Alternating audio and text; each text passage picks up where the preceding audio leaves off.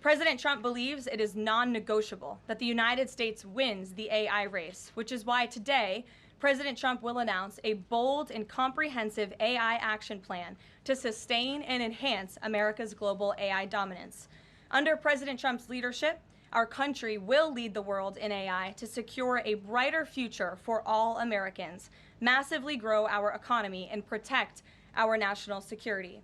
The president will also sign 3 executive orders at the event this afternoon. On Friday morning, President Trump will travel to Scotland for a working visit that will include a bilateral meeting with Prime Minister Starmer to refine the historic US-UK trade deal. On the topic of trade, yesterday, President Trump accomplished something no other president has ever achieved. The president secured and announced 3 major trade deals with the Philippines, Indonesia, and Japan, all in one day. President Trump is finally putting a stop to our country getting ripped off. As a result of the president's successful negotiating tactics, many foreign markets are now being opened to American industries for the very first time, and harmful trade barriers are being broken down. Thanks to President Trump, these countries around the world are agreeing to open their markets to American-made products and goods for the first time, which will lead to a boom in sales and profits for American businesses right here at home. As President Trump said, he will only lower tariff rates if a country agrees to open their market to American-made products. If not, they will continue to face tariffs and pay a steep price to do business in the United States of America, which remains the best market on the face of the planet. Also this week, the president officially marked 6 months here at the White House. He made big promises to the American people on the campaign trail last year, and he has unquestionably delivered on those promises in record time. The president has defeated the Biden inflation crisis to make America affordable again. Core inflation is currently at its lowest level in 4 years, and prices for everyday goods are falling. The president's pro-growth policies have fueled massive job growth across our country. Since the president has taken office, our economy has added nearly 700,000 new jobs, with native-born American workers accounting for all job gains. The president has put the economic needs of families and of workers first. He signed the largest tax cuts for the middle class in American history, including no tax on tips, overtime, and Social Security. We have also seen the president unquestionably deliver on his promise to secure our southern border. He has ended Biden's illegal alien invasion, and for 2 months in a row, 0 illegal aliens were released into our country. The president has also, as you all know, initiated the largest mass deportation campaign in American history. The president has also restored law and order to make America safe again, another campaign promise he vowed to the American public. The United States of America is currently on track for its lowest murder rate on record, following this shift from the last administration to the Trump administration. The president has also ended Joe Biden's reckless war on American energy. U.S. oil and natural gas production are now surging, and summer gas prices reached their lowest level since 2021. The president has also rebuilt our military, another campaign promise. He just signed the largest military investment in decades to modernize our armed forces with cutting-edge technology to replenish our stockpiles and provide American troops with the best equipment in the world. The U.S. Army, Navy, Air Force, and Space Force have all reached their recruitment goals months in advance.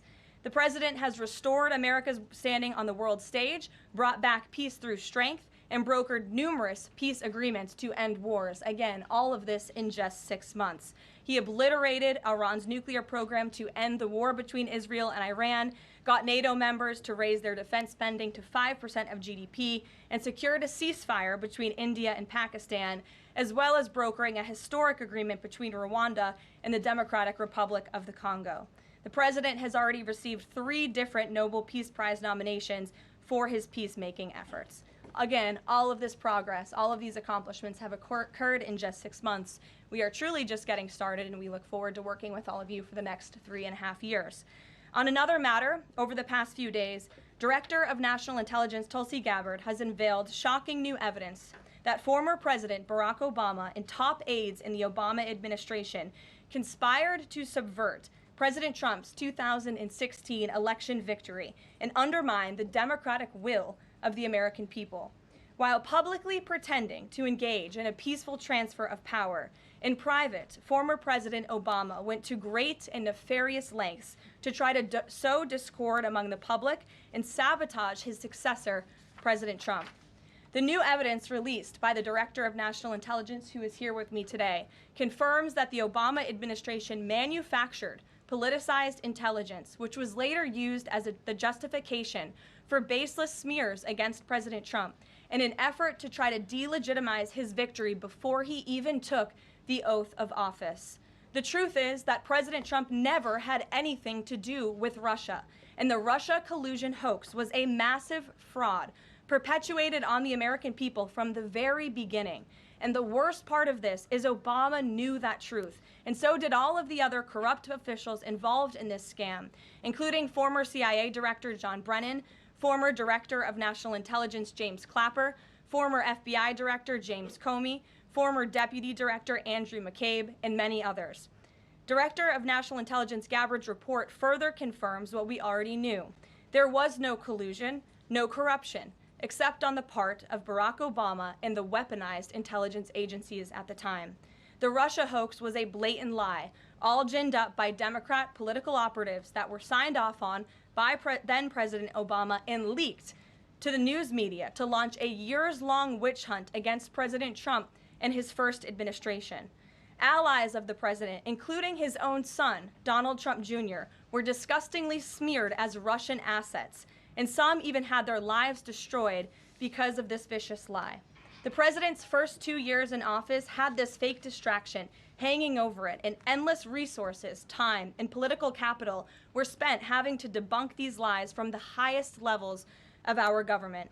Now, nearly 10 years later, thanks to the declassification of documents by Director Gabbard, the truth has finally come to light. And this truth vindicates President Trump, his family, and his many allies and associates who were smeared with defamatory lies. President Trump was right from the beginning about all of this, and we are grateful that justice can be served. Now, we have even more damning evidence implicating those who tried to sabotage a duly elected president and did grave material harm to our republic. Thanks to additional important work done by CIA Director Ratcliffe, Committee Chairman Rick Crawford over the past few months, a newly declassified 2020 report prepared by the House Permanent Select Committee on Intelligence, which DNI Director Gabbard has declassified, found that the intel community did not have any direct information that Russian President Vladimir Putin wanted to help elect President Trump in 2016. And in fact, Russia was actively preparing for a Hillary Clinton victory. But at the unusual direction of Barack Obama at the time, the intel community published implausible intelligence suggesting otherwise. Why? To sabotage the incoming president. This is truly one of the greatest political scandals in American history. And reporters at legacy outlets, some of which are sitting in this room today, like the New York Times and the Washington Post, were ridiculously awarded Pulitzer Prizes for their perpetuation of this hoax.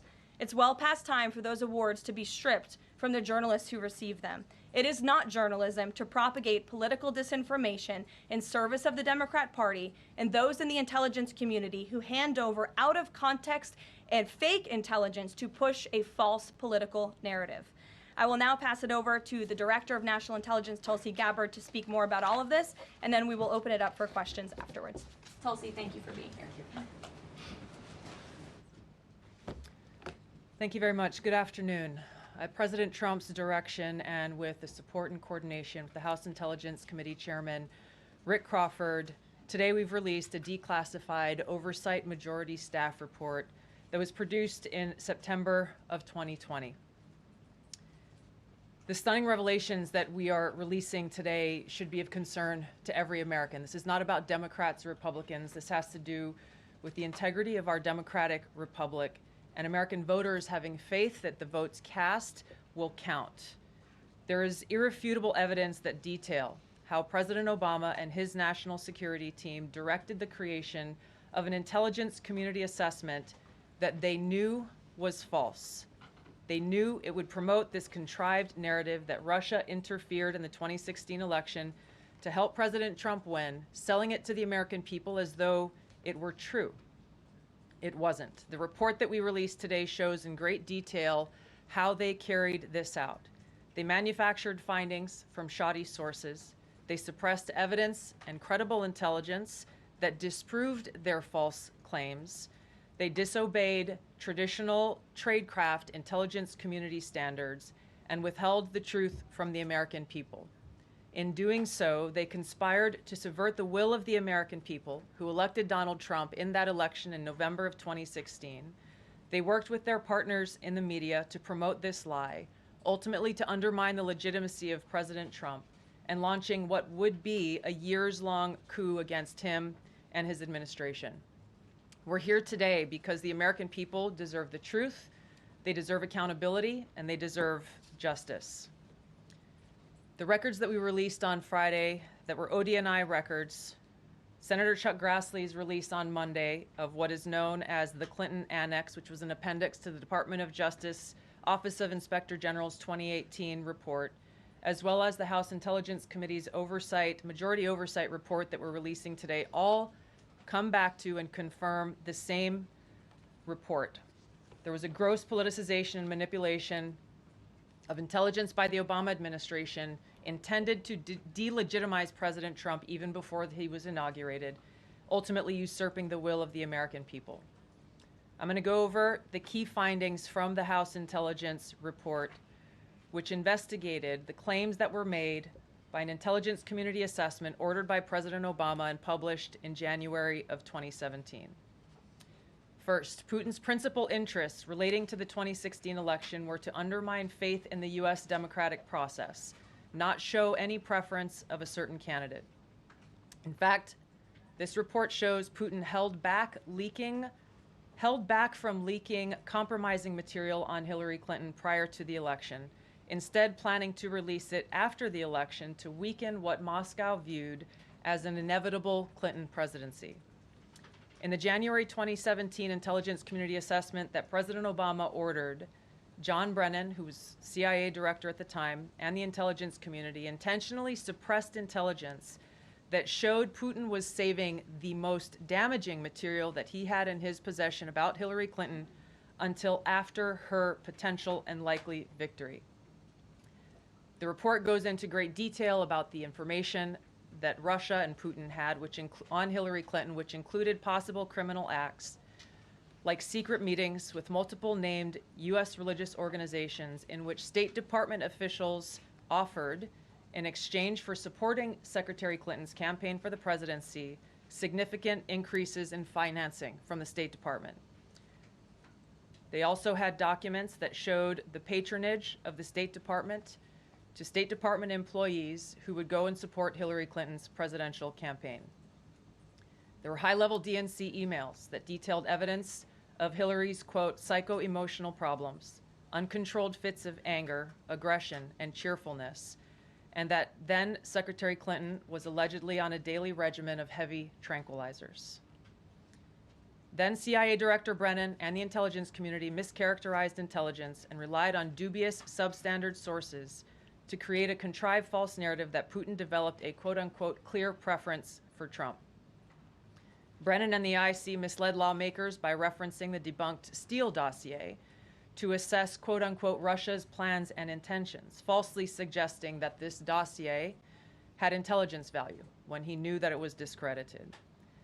The intelligence community excluded significant intelligence and ignored or selectively quoted reliable intelligence that contradicted the intelligence community assessment's key findings on Putin's alleged support for Trump. Including this intelligence reporting would have exposed the ICA's claim as implausible, if not ridiculous. The intelligence community assessment omitted reliably sourced information, such as how some Russian intelligence officials were quote-unquote planning for candidate Hillary Clinton's victory, while others assessed neither Trump nor Clinton would respect Russia's interests.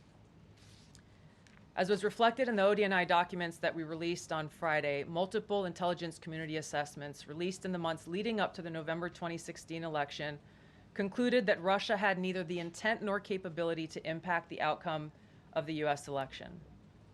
On December 5th of 2016, the FBI and ODNI gave the House Intelligence Committee its first post-election classified briefing, in which there was no mention of Putin aspiring to elect Trump by either agency.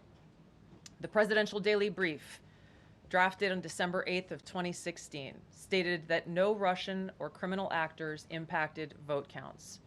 This document was pulled just hours before it was to be published due to quote-unquote new guidance. If it had been published, it would have been briefed to both President Obama and President-elect Donald Trump. On December 9th, 2016, a National Security Council meeting was called to gather President Obama's senior national security officials, which included CIA Director Brennan, then Obama DNI James Clapper, Susan Rice, and others.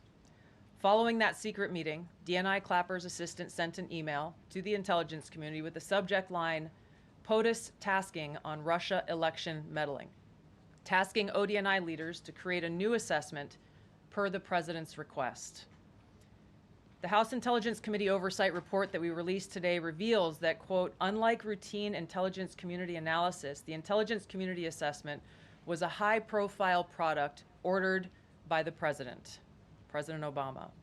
It directed senior intelligence community agency heads and created an intelligence community assessment limited to just 5 analysts using one principal drafter. This is not something that occurs in the normal path of producing an intelligence community assessment that reflects the views across the intelligence community. The production of this intelligence community assessment was subject to unusual directives directly from the president and senior political appointees, especially the former director of the CIA, John Brennan. The House Intelligence Committee oversight report also shows how later that same day, on December 9th, Brennan ordered the publication of quote-unquote substandard reporting on Russian activities, which had previously been withheld from publication of prior assessments because the information was judged, quote, to have not met long-standing publication standards. Some of the information later used in the Obama-ordered assessment over the objections of veteran CIA officers was, quote-unquote, unclear or from unknown sources. The Intelligence Committee's oversight report reveals that CIA Director Brennan overruled senior CIA officers who challenged the Obama-ordered intelligence assessment, stating, quote, we don't have direct information that Putin wanted to get Trump elected. Yet, the Obama-directed assessment was published on January 6, 2017, which explicitly stated, quote, we assess Putin and the Russian government aspired to help President-elect Trump's election chances when possible by discrediting Secretary Clinton and publicly contrasting her unfavorably to him, end of quote. The CIA and FBI, then led by John Brennan and James Comey, expressed high confidence in this judgment, while the NSA expressed moderate confidence. Yet, as the report we released today shows, the ICA, the Intelligence Community Assessment, did not cite any report where Putin indicated helping Trump win was an objective. The opposite is true. With regards to the Steele dossier, we now know that one of the source documents that the Obama administration used in the creation of this intelligence assessment in January of 2017 was none other than the discredited, unverified Steele dossier. The House Intel report states, quote, contradicting public claims by then CIA Director Brennan that the dossier was not in any way incorporated into this intelligence assessment. The dossier was referenced in the intelligence assessment's main body text and further detailed in a 2-page assessment annex. John Brennan lied, and he denied using this dossier in this intelligence assessment that President Obama ordered because he knew it was discredited. It was a politically motivated, manufactured document. He directed senior CIA officials to use it anyway. CIA officer told the House Intelligence Committee staff as they investigated this, quote, the director of the CIA, John Brennan, refused to remove it, and when confronted with the dossier's many flaws, responded, quote, yes, but doesn't it ring true? Even the bipartisan Senate Select Committee on Intelligence report published in 2020 criticized the FBI's handling of the Steele dossier, noting its completely unverified nature and purposeful sidestepping of intelligence community procedures in its use.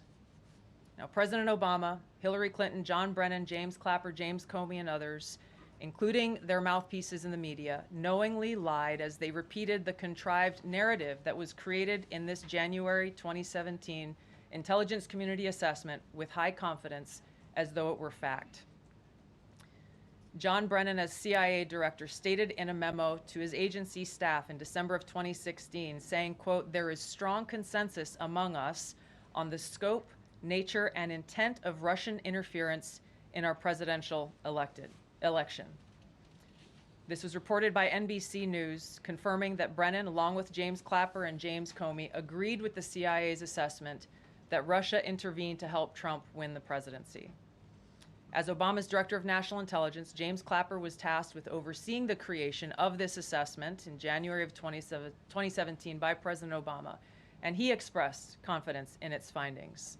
In a 2018 interview with the Harvard Gazette, he talked about how he provided Trump with the same classified assessment that President Obama received, which included the high confidence judgment that Putin directly ordered the hacking and election interference.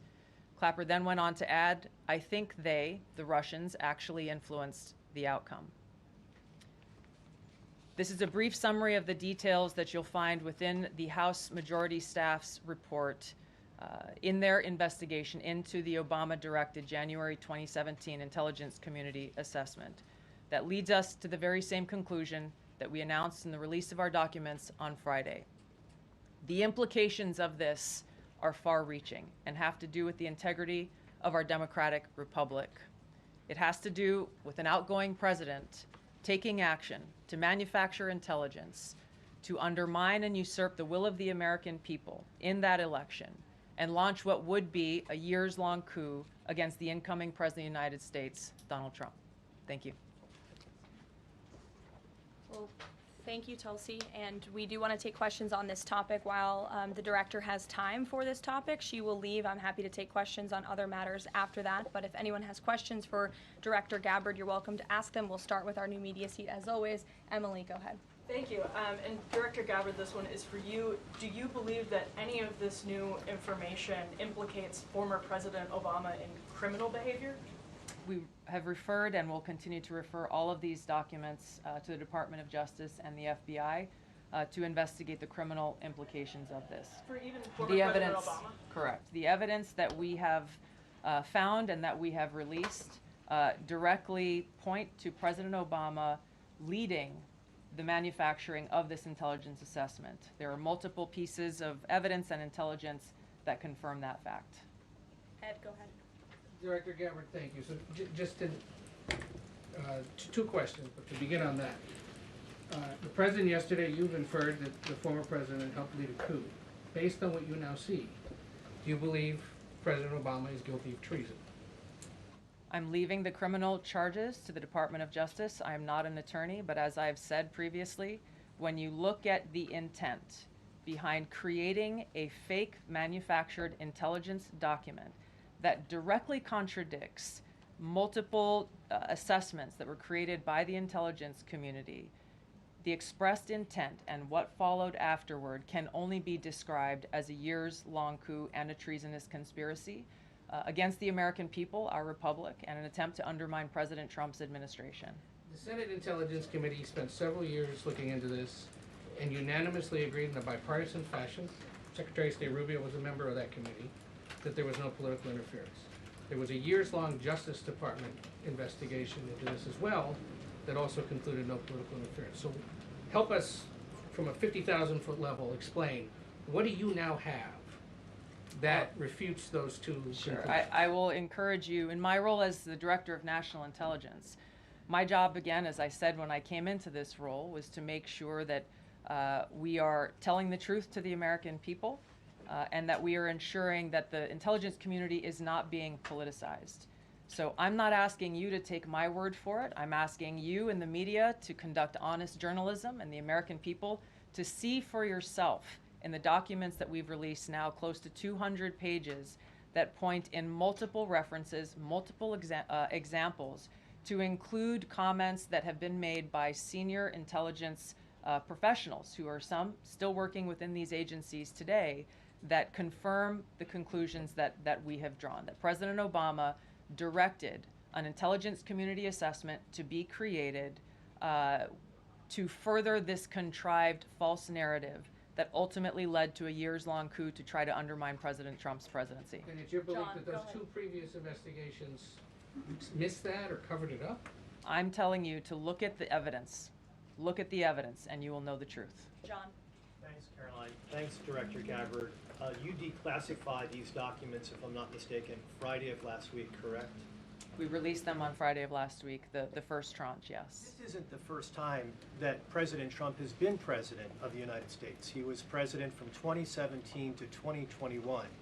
Couldn't the prior DNI under President Trump have declassified these documents? And why didn't that DNI do that at that time? I can't speak to what happened there. There were several DNIs under the first Trump administration. President Trump faced many challenges from those who were working in the government who sought to undermine his presidency. That's been clearly detailed. What I can speak to is the fact that this was one of the first things that we started to investigate here within this Trump administration and have released the results upon the conclusion of our investigation. And then my second question has to do with what intelligence agencies around the world have said about Russia, that they have tried to influence elections in the United States, in France, in Germany, in the UK. Do you disagree with that? Do you believe that Russia is a bad actor as it relates to trying to influence elections? I'll point back to the intelligence that President Trump has ordered declassified, that we have declassified and released, that the intelligence reflects Russia's motives were to try to sow discord and chaos within the U.S. election, which is a clear distinction from showing a preference for or against a specific candidate, which is what the Obama manufactured intelligence document alleges, that Russia preferred Donald Trump and tried to help Donald Trump get elected. Again, going back to the most important point here, with the intent to undermine the legitimacy of President Trump's election and therefore subvert the will of the American people who chose to send him to the White House. Reagan. Thanks, Caroline. Director Gabbard, Reagan Reese with the Daily Caller. You laid out that the documents revealed that the Obama administration did not publish a December 2016 presidential daily briefing that demonstrated that Russia did not steal the election. Trump was receiving these briefings at the time because he was president-elect. Are you of the view that that information was kept out of the briefing because then President-elect Donald Trump would have seen it? I don't have any documents that speak to exactly what the new guidance was that was given as the reason for pulling that document, which, by the way, still has never been published until we released it last week, Friday. One could assume that they didn't want President Trump to see a document that came from the intelligence community that would contradict the Russia hoax narrative that began through the Hillary Clinton campaign with the Steele dossier. One more. Maybe either for you or Caroline. The president said yesterday that Obama committed treason. Do you or the White House believe that the Supreme Court's immunity decision protects Obama from prosecution? Look, I can speak to the president's feelings on this matter. He spoke to all of you yesterday in the Oval Office, but I also spoke to him about this morning. And he wants to see all those who perpetuated this fraud against our country, who betrayed our country and the Constitution, to be thoroughly investigated and held accountable. And it's been 10 years of this. And I would just add, based on everything the director has said and declassified, all of you in this room should go through it and take a look at this report and review the intelligence, because unfortunately that hasn't happened. And many of the people who perpetuated this hoax, Clapper, Andy McCabe, James Comey, and many others, have been hired by major networks in this room to go on television and continue to spew these lies, knowing that they are lies. And if you all recall, just flashback to 2016 and the years after, the entire Trump 1 presidency was embroiled in this scandal that was perpetuated by the Democrat Party. And you had major Democrat Party officials in this city, namely Adam Schiff, Hillary Clinton, Elizabeth Warren, who went on television and told the American people, Donald Trump is an asset of Russia. It was a lie. They always knew it.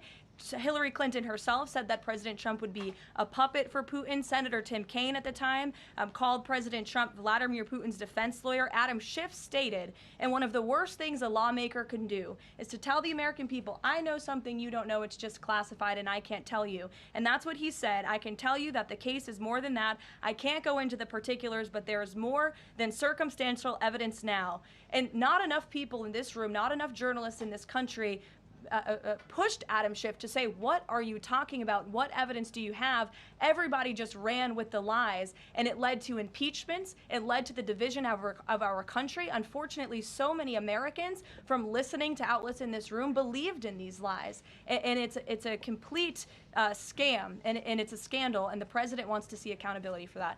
Phil. Thank you. Question for Director Gabbard.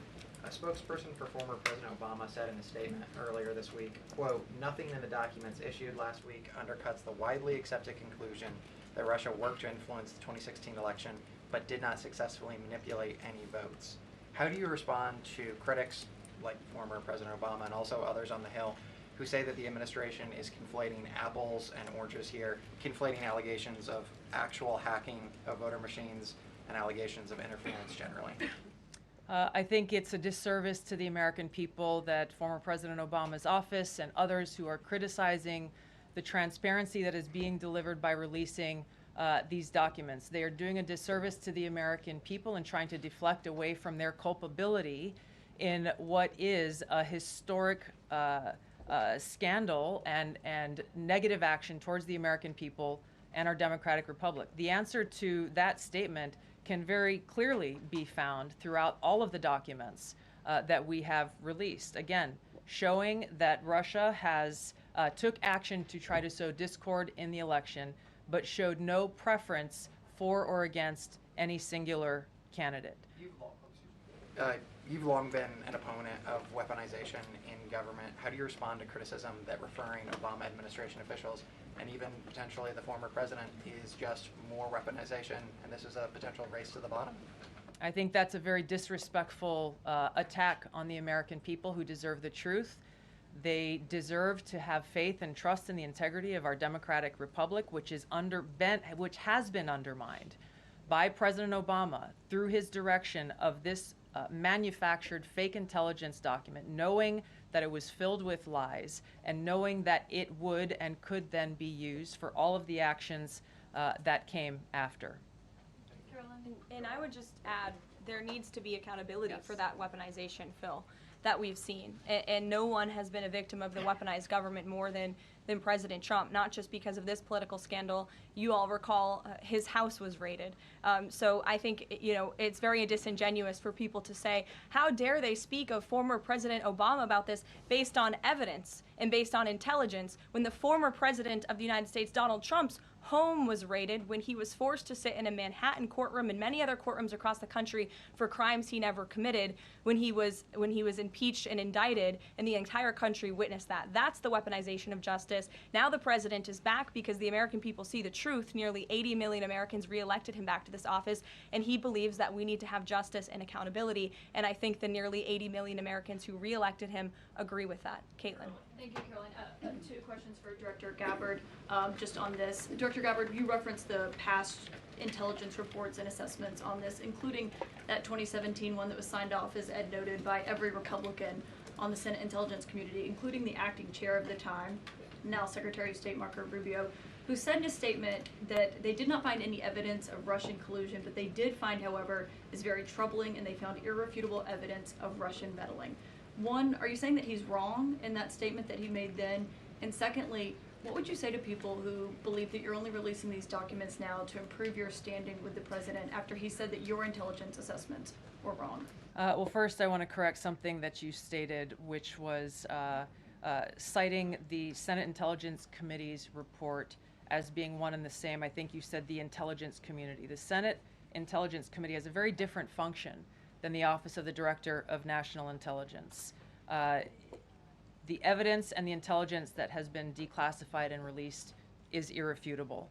I'm going to let Karoline speak to Secretary Rubio. I'll speak to both questions. First, on Secretary Rubio, he put out a statement in 2020 following that Senate Intelligence Committee report, and he said what they found is troubling. We found irrefutable evidence of Russian meddling, which the Director of National Intelligence just confirmed for all of you, that Russia was trying to sow distrust and chaos. But what's the outrage in this that Secretary Rubio did not say at the time, the Democrats were saying at the time, is the fact that the intelligence community was concocting this narrative that the president colluded with the Russians, that the president's son was holding secret meetings with the Russians, all of these lies that were never true. And he also said at that time, we discovered deeply troubling actions taken by the FBI under Comey, particularly their acceptance and willingness to rely on the Steele dossier without verifying its methodology or sourcing. The Steele dossier that many outlets in this room ran as the gospel truth, and it was cooked up and paid for by the Clinton campaign.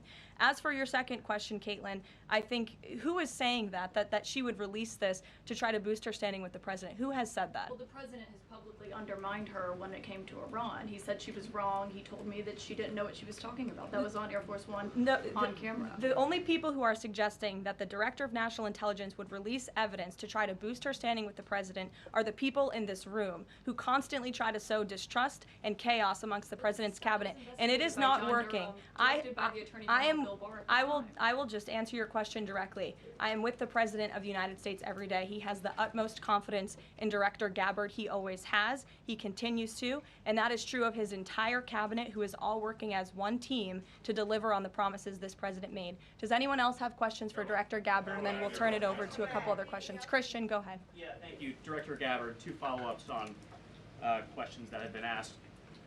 You mentioned the previous DNIs during the president's first term. One of them reports to you right now, if I'm not mistaken, John Ratcliffe. So have you not spoken to him about why this information was not declassified during the first term? He was in that position for a very short period of time. The work that began back then, we have picked up and absolutely completed. We are continuing to investigate this. Additional whistleblowers are now coming forward because they see an opportunity for the truth to come to light. And as Karoline said, for real accountability to be brought forward. The accountability is the essential part of this. We can show the truth, reveal the truth. The accountability needs to occur to be able to start to restore that trust in the integrity of our democracy. And then just quickly, I know you said you would leave the charging to DOJ, but the statute of limitations on conspiracy is 5 years. So what else could they possibly pursue besides treason? I think that's a great question for Attorney General Pam Bondi. We're providing all of the evidence, all of the intelligence that we have, both redacted and unredacted versions, referring it to the Department of Justice and the FBI. We'll take one more. Charlie, go ahead. How credible was the information about Hillary Clinton's power from you? The report said that it was from sourced from the DNC. Have you seen that information, or do you think that maybe Russia was overemphasizing what they had? All I have seen is what the Intelligence Committee have reported through their investigation. I think the underlying point there is that we understand from intelligence what Russia said that they had, and the important point here is that if they were trying to influence the election, as President Obama and James Clapper and John Brennan, everybody said they were doing in order to support Donald Trump's election, they would have released the most damning of that information, some of which I detailed here. You'll find the rest in the report, prior to the election to help Donald Trump win. They specifically withheld what they had on her, the most damning information, because they thought that she would win the election. They had plans to release it just prior to her inauguration to, again, sow discord and chaos in America. And if I may, on Jeffrey Epstein, can you rule out that he was connected in some way to any kind of intelligence, either foreign or domestic? I haven't seen any evidence or information that reflects that.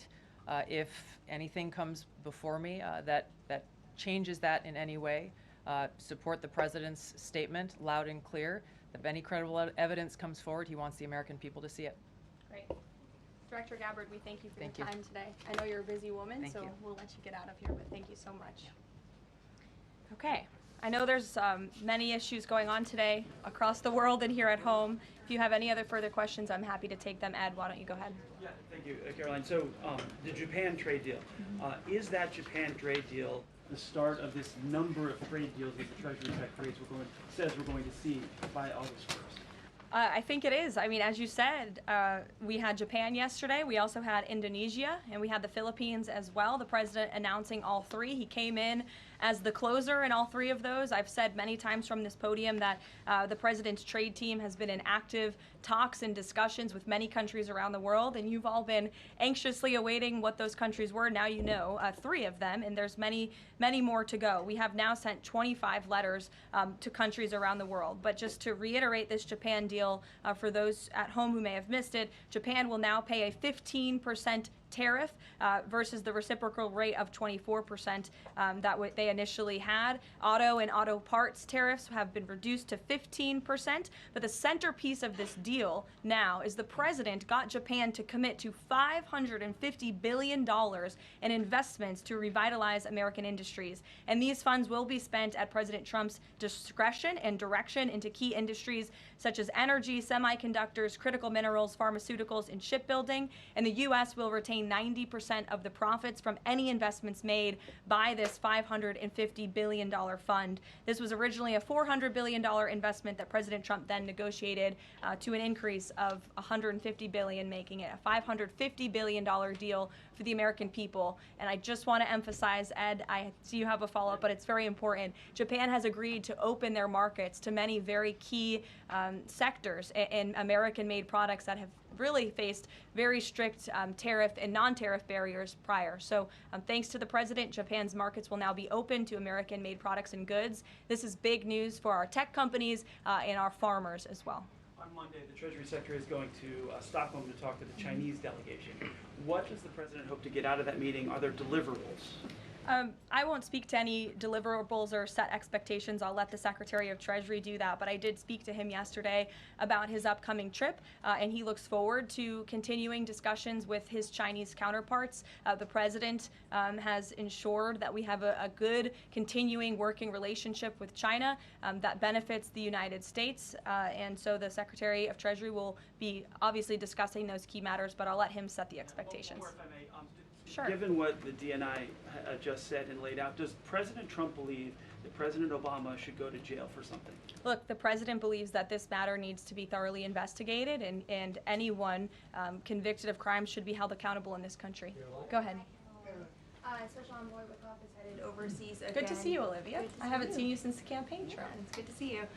He's headed back overseas. Can you give us a sense of what the marching orders are to some of the people he'll be meeting with, and specifically as it relates to Gaza and ongoing talks there? Yes, Special Envoy Wickoff is headed to Europe, where he will meet with key leaders from the Middle East to discuss the ongoing ceasefire proposal to end this conflict in Gaza and to release the hostages.